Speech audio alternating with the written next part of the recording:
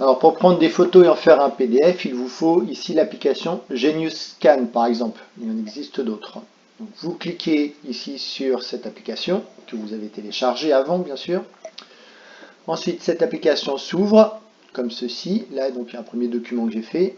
Pour en faire un autre, il faut ici cliquer sur l'appareil photo. Donc vous avez ici votre document, vous appuyez sur la touche quand vous êtes prêt, et ensuite ça s'enregistre et vous passez au document suivant.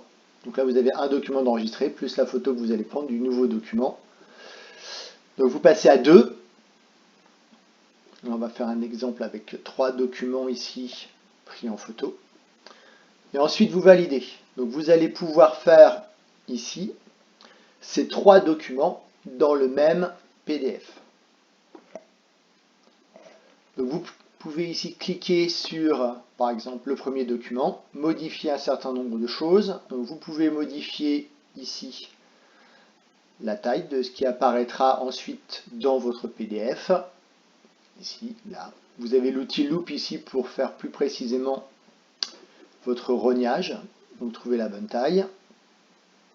Vous faites ceci aux 4 coins de l'image,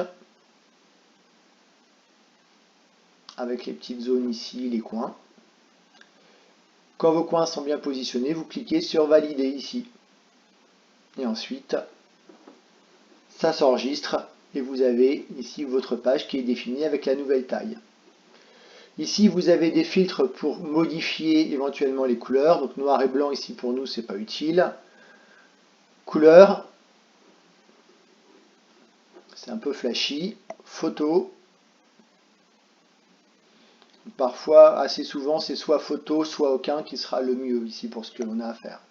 Puis ensuite, vous avez autre chose ici avec des formats pour éventuellement changer la taille de ce que l'on fait. Donc la deuxième image, on va modifier aussi. Imaginons que je n'ai besoin, ici il y a 2 parties dans cette carte mentale, que je n'ai besoin de seulement une partie de cette carte mentale, le bas de la carte mentale. Donc je déplace ici en bas, je me mets dans les zones dont j'ai besoin. Ça permet aussi de corriger les photos qu'on a prises qui sont un peu en travers. Et on fait de la même façon ici aux 4 coins de l'image. On peut remodifier quand on veut ici, et une fois qu'on est prêt, on clique sur Valider. Et donc on a enregistré cette nouvelle zone de l'image. Donc là ça met un petit peu de temps avant de s'enregistrer. Et puis après on peut refaire la même chose ici sur la dernière image. Donc là je ne vais pas le faire puisqu'on a fait sur l'image précédente et qu'on a compris à quoi ça correspondait. Alors la seule chose qui est embêtante avec ce logiciel ici, c'est qu'on a plein de publicités. Donc ensuite on va cliquer sur ici la partie qui est là pour exporter le document.